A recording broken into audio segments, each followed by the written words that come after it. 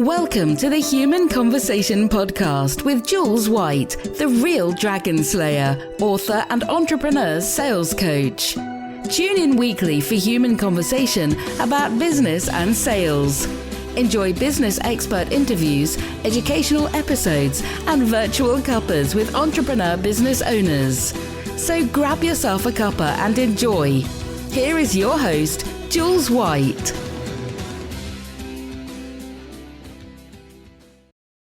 So welcome everybody to the Human Conversation. I've got a fabulous chat with me today. This is Andy Neilson, and he is the business owner of Twisted Orange. Fabulous name. We are going to talk about where that even comes from. But first of all, welcome to the Human Conversation, Andy. Thank you, Jules. Much appreciated. Nice to be here. It's lovely. Whereabouts in the country are you right now? I live in East Devon. Oh, so you're so lucky. Nice quiet place called Sidmouth. I don't know. I don't think I've ever told you, but I was born in Bournemouth. We moved away when I was tiny, and it leaves me feeling like I have to go and live by the sea one day. I just have that yearning, you know. So you're so lucky. That's what we did. We lived in the middle of the country in Shropshire, and one day we decided, actually we were in Poole at the time, and we said, let's put the house in the market and see what happens. I think we sold it in a few days. So that was the start of, a journey, I guess, in terms of, coming down here, and it's now home. Yeah. I'd quite like to find out, what did you want to do when you left school? Because I love to know where people start in life. Did you kind of have a plan, Andy? I did, yeah. I wanted to be a fast jet pilot. My father was ex-RAF, etc. And I had all these visions of being a pilot. And I actually started up in waste recycling.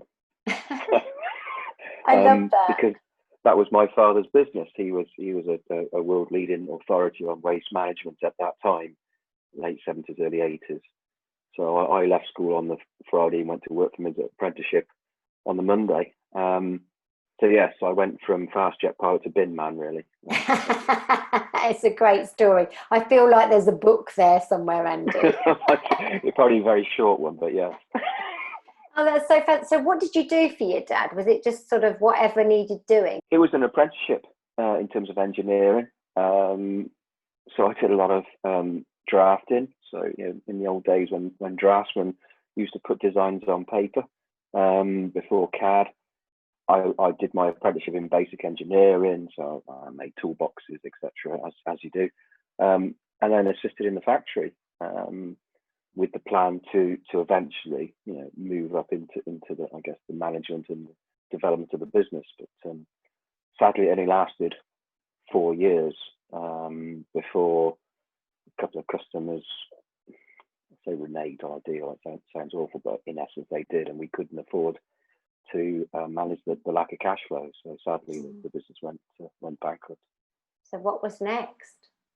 Oh gosh, I think I kind of wandered around for a bit, and eventually ended up at Royal Worcester. Okay. When manufacturing was done in this country in ceramics, and I was there for 11 years. And so what did you do there? Was that designing, or was that, No, that was, it was what they call production control at the time. So scheduling of ceramic ware into the decorating areas.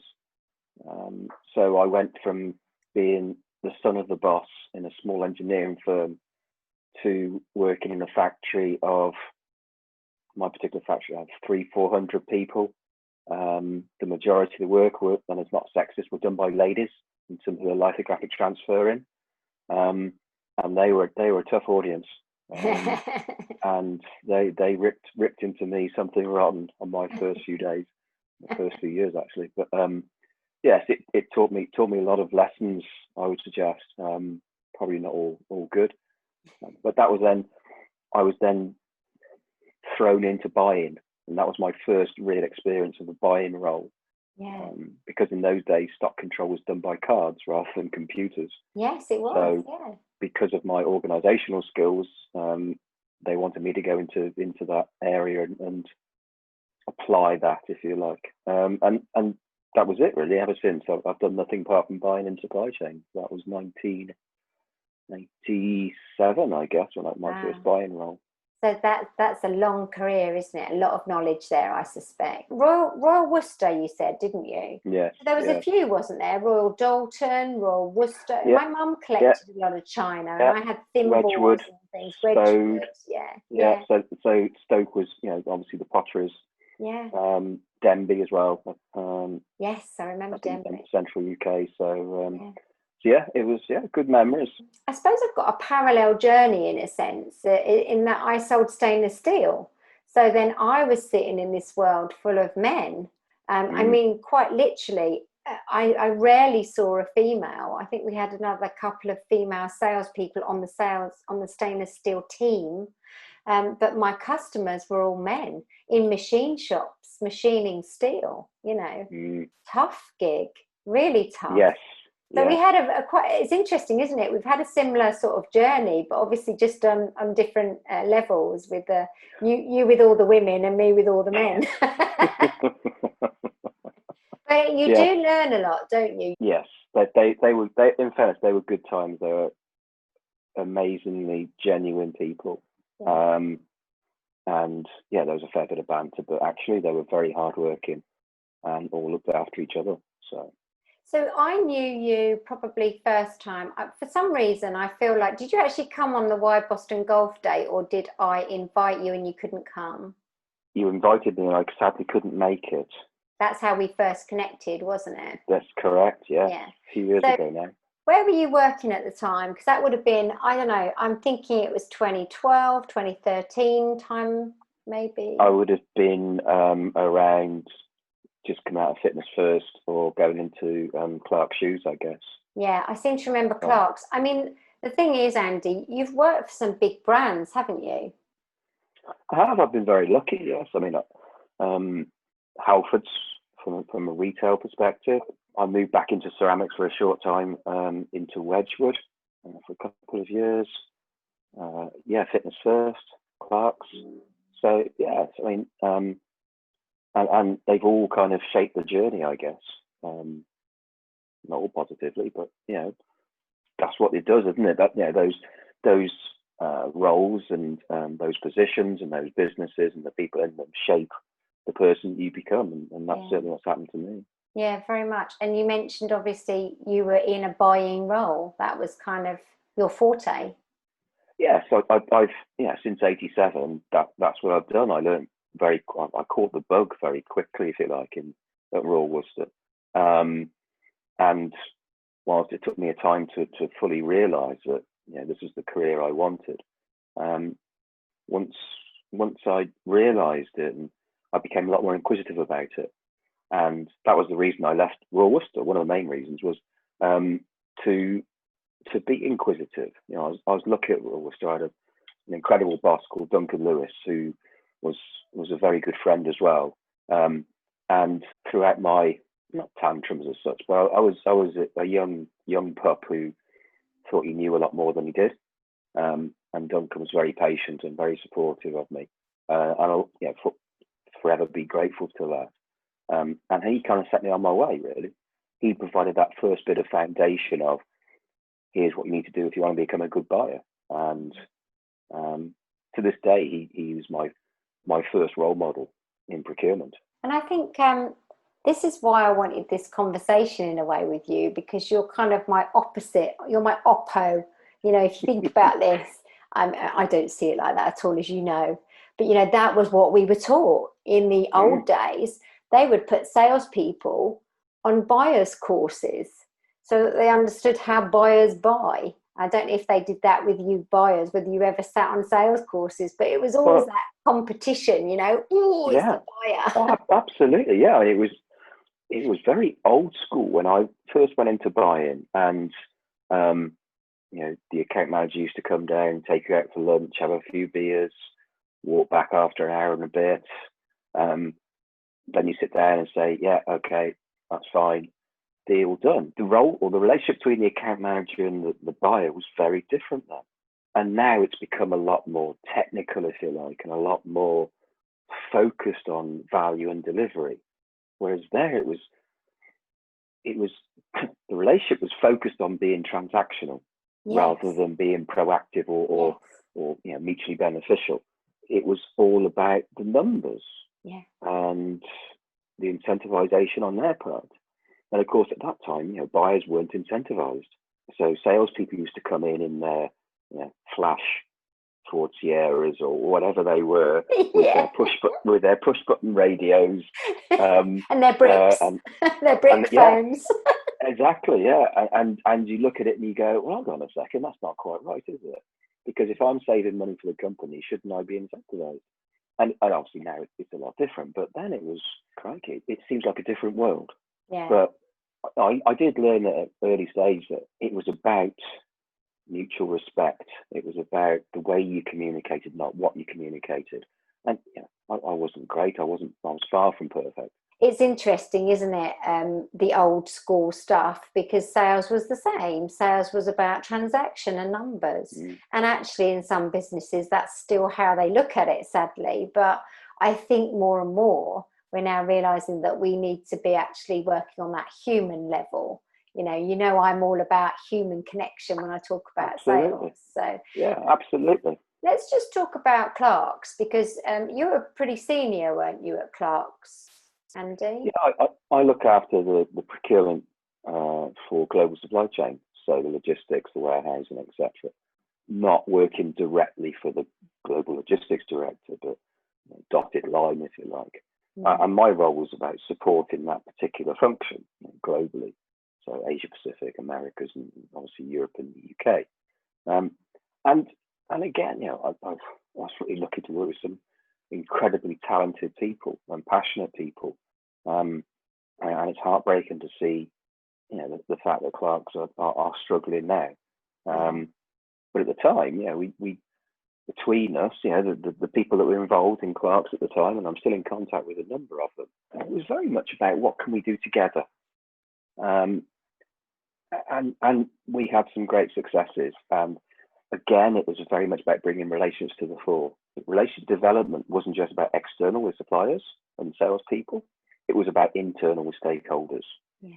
And that's the key thing for me is a procurement function is at times quite standalone-ish and seen as just a cost-cutting mob. And it's quite difficult to get a different message across in terms of, no, I don't want to just cut costs. I want to come in and add value and add resource and take on the difficult problems. And I was really lucky that I had a group of people in Clark's as my stakeholders who were very welcoming of that and also really supportive. Yeah. We had some fun. There were some challenges, but I look back at a huge amount of pride. Now, did you do a lot of travelling in that job?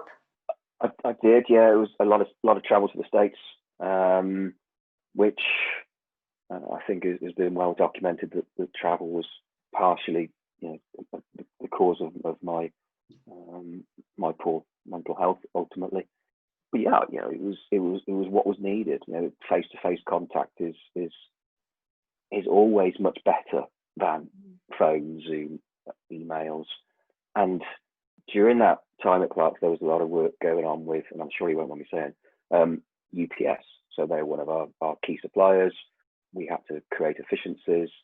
And the face-to-face element, the time invested in that relationship from our side, I think paid dividends from their side. And Kyle said to me that we created a lot of efficiency, shall I say. We didn't reduce costs, we created efficiency on both sides. Yeah. And Kyle was saying actually he felt the relationship was better having gone through that process, if you like, than before. Was a really good indication of what good relationship management I felt was. And I think it was worth the investment in the travel. Yeah. It's lots of businesses and Clark's at the time were challenging around costs, etc., and rightly so. But you have to get the balance right between communicating via email, having a relationship via email, or a proper relationship. And it's a very subjective matter, isn't it? How much you should travel, how much given the crisis now, how much you will eventually travel. Actually, I think the results more than justified the investment from myself and the colleagues around me, to be honest. How about the impact it did have on your mental health? So, because obviously that did have an effect on you, didn't it? It did. To be honest with you, I just didn't. Well, I didn't realise it. Was what I was going to say. I didn't allow myself to realise it, so I was very dismissive of it, and as I, if you like, got lower and lower in terms of whether it be self-esteem and confidence, etc. It impacted on various matters, as well as my health, but obviously, family as well. But you're in denial.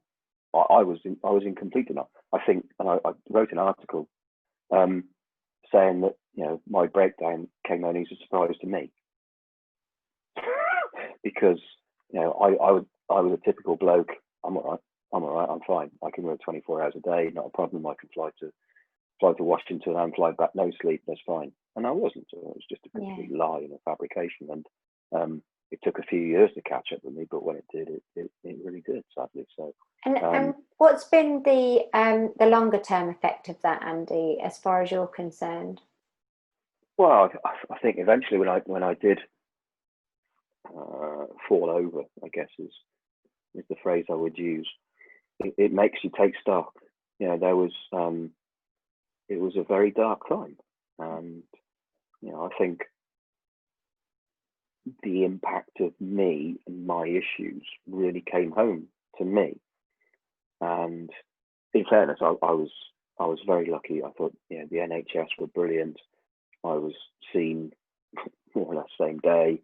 Credit where credit's due. I know people have got their views on NHS, and hopefully it's a bit better since the crisis. But for me personally, what they did was incredible. But also, by the same token, what my family did was incredible too. So, because they had to put up with this person who's in denial, who was actually a right miserable git, short-tempered, tired, concerned, distracted.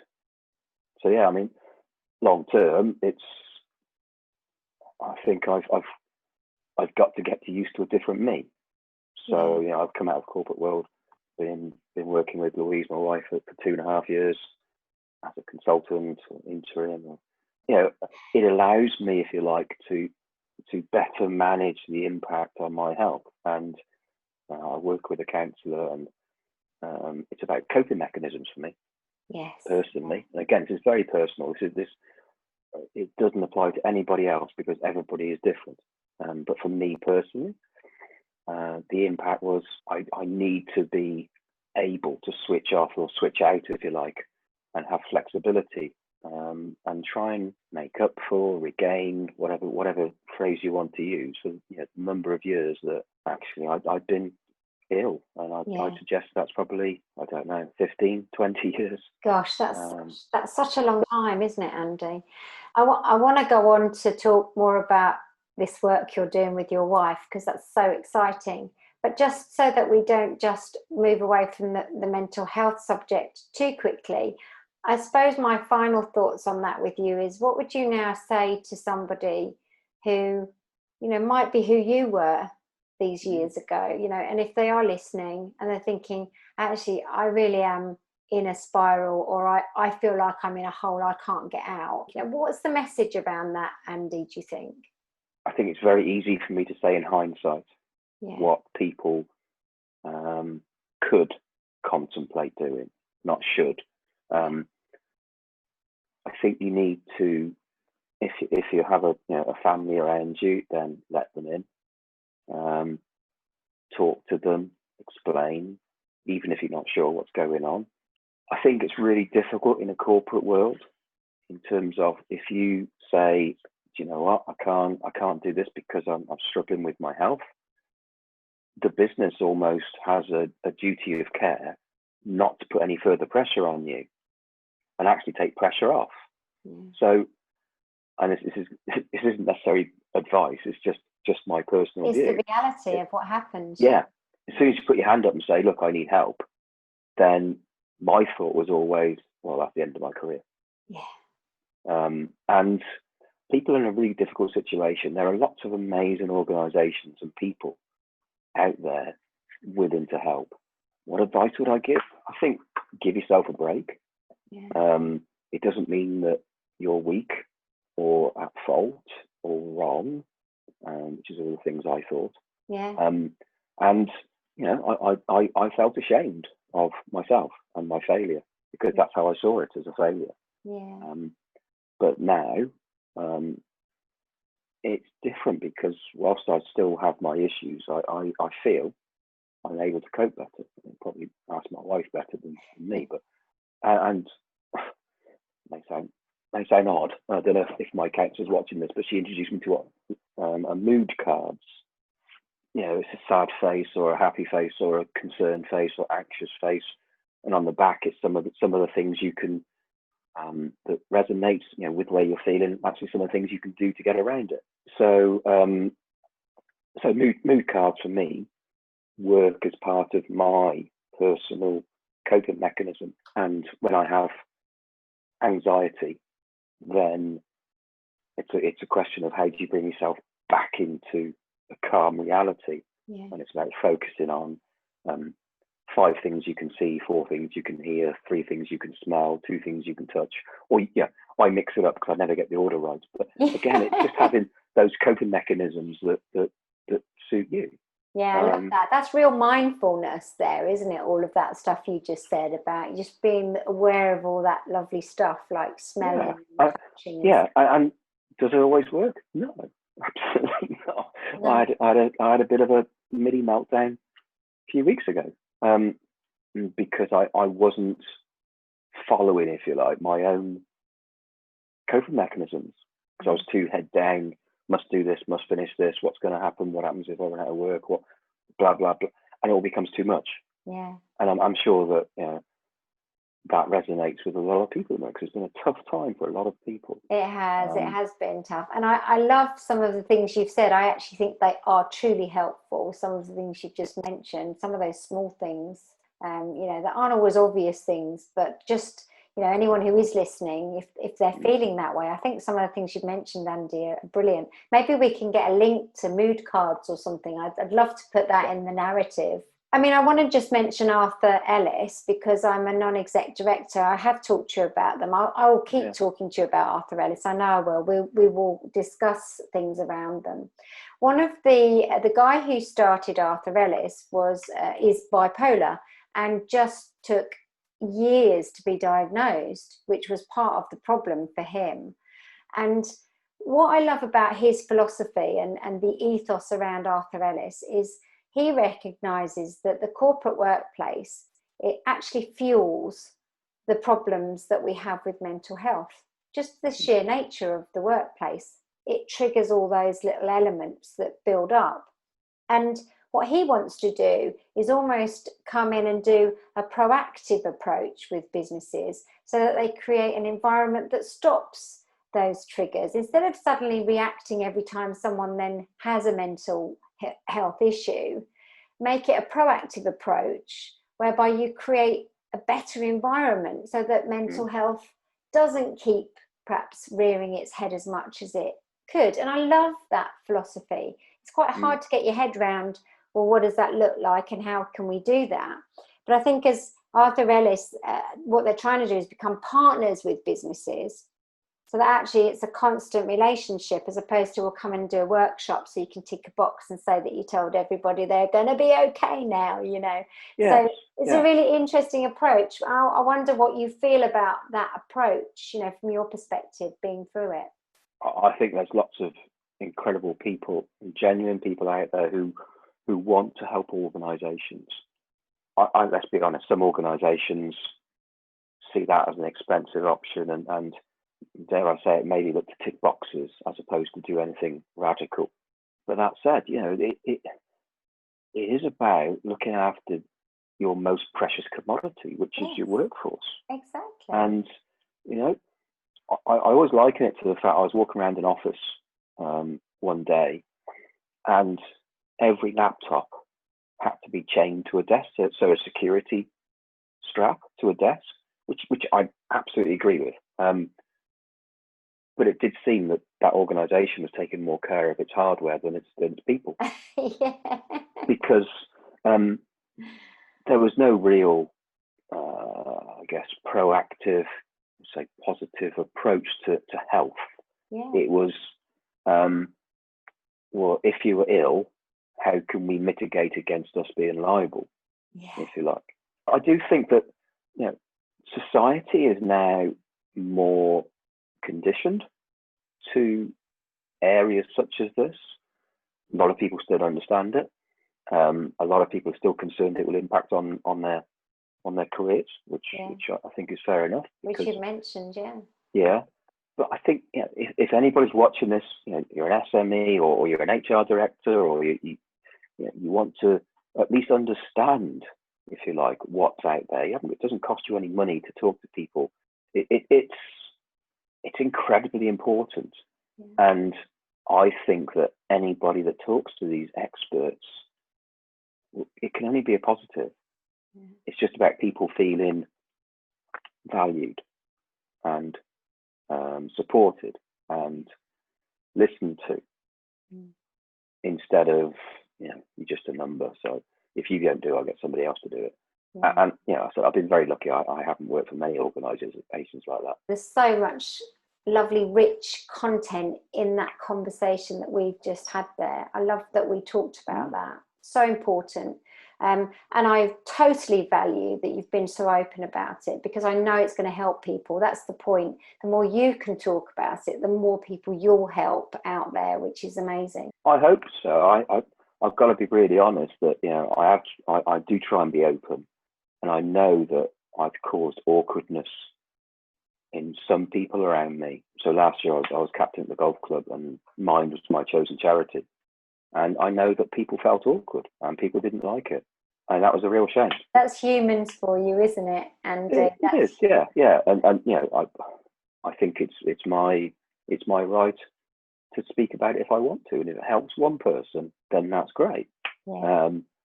I think if anything, if the last 2.5 years has shown anything to me, it's who my friends are. Who my real friends are. It's really great, and I love that you've talked in that way about it. Thank you for that, Andy. But look, let's come on to Twisted Orange. Yes, you're going to ask me where the name came from. Well, of course I am. Well, you expected I would. In all fairness, all of the creative elements of the business, all the really good stuff has come from my wife. And in fairness, our eldest daughter Danielle, who's our, we call wordsmith. So she's the content provider, does the website, and does all the amazing stuff. Twisted Orange was because Louise works in food and drink. And that's what her skill set's in, and we wanted something different. And I think, you know, we were driving from Worcester back home one day. I think it was on the M5, and we just started bouncing things backward and forward. And I think I'm going to try and take credit for it, but I think it was probably Louise who said, "That's it, Twisted Orange." And so the rest is history. It was only a few years ago, but it's designed to be different, I guess. I like the idea of having a brand that makes me curious, you know, and that's actually quite smart, isn't it? Sometimes it's great to have something that does what it says on the tin. That works too. Yeah. Live it, love it, sell it. There you go, Andy. Yeah. That's it. Does what it says on the tin. But Twisted Orange then makes you go, oh, what's that then? You know, so that curiosity is lovely, isn't it? That's exactly it. There are so many different businesses out there. Actually, any level of differentiation is always going to be a positive, isn't it? It's always a good thing, isn't it? So I want to talk about what you do, because it's really quite lovely. I love what you're doing, based on the fact you've had so much experience just in that kind of procurement space. Tell us now what Twisted Orange is all about. Okay, well, I guess we have two halves. So the original Twisted Orange with Louise is very much about commercial support, helping SMEs, you know, get products to market, etc. Louise is currently working on a number of projects around food innovation and vertical farming. And then for my side, I'm a simple procurement bard who's looking to help companies, individuals. So I offer consultancy, I do interim work, and I train people. And I've also started mentoring people as well, which I do both for friends, but also on a commercial basis. I'm kind of available for hire for mentoring people. But my real buzz is training, and I love training. I train people in the art of procurement, buyers, operations teams, etc., globally. But also I train salespeople. I've crossed the divide, if you like. You've stepped into the darkness, Andy. I like to think I brought some light. But so we sit on our side of the table in procurement, and we're going, well, it's about relationships. And there's this commercial guy, or lady sat opposite going, it's about numbers. And that's all the buyer wants. We're both sat there with a complete misconception what the other either wants or needs or thinks that we want. So all I'm trying to do is kind of spread the relationship ethos on both sides. Because actually, if a salespeople knows how procurement mind works, and I get there'll be some people going, it's all about the negotiation, it's all about cheap price. That's fine, but that's not me. It's never been about cost, it's all about value. Yeah. And every supplier has to make a margin to reinvest back in that relationship. If that supplier is not making any money, why would they trade with you? Yeah. Why would they give you all the innovation up front? Why would they give you priority over, scarce materials or products, etc.?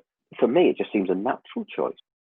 I'd like to think, and the feedback I get is it gives so much different insight, if you like. Not just once you get in front of a buyer, but how do you get in front of a buyer?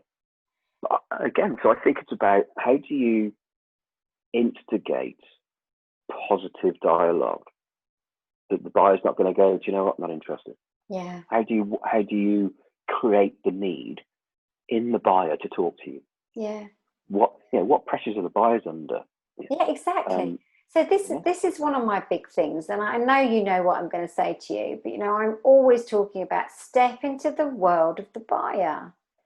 We assume so much, and I'm talking from that sales perspective. Half of the problem is we're trained to do this way.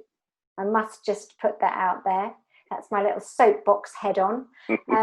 But I teach around human connection. I teach around the fact that actually people are your greatest asset, and so you can go into this relationship as very uniquely you, and you're more likely to make that connection by doing it that way. But you've got to find out what value means to your buyer, because I know what value means to me, but does that mean it's the same to you, Andy? That's a big assumption, isn't it? It is, and I'm sure we've all seen extremely good selling, extremely bad selling, extremely good buying, extremely bad buying. So, but I do think you're right. Salespeople are trained in, or used to be trained in this very, very transactional black or white way. Get in there, get the best deal, get out. Yeah, like it's a fight. Yeah. And it's not about that. Anybody could go in and get 0.5% off from a buyer's side, or negotiate 0.5% up from the selling side because we're going to threaten you with this, etc. Anybody can do that. Yeah. You can't do it every year. Once you got 0.5% off or whatever it is, that's it. Your relationship is destroyed with that supplier because they just think you're about the money.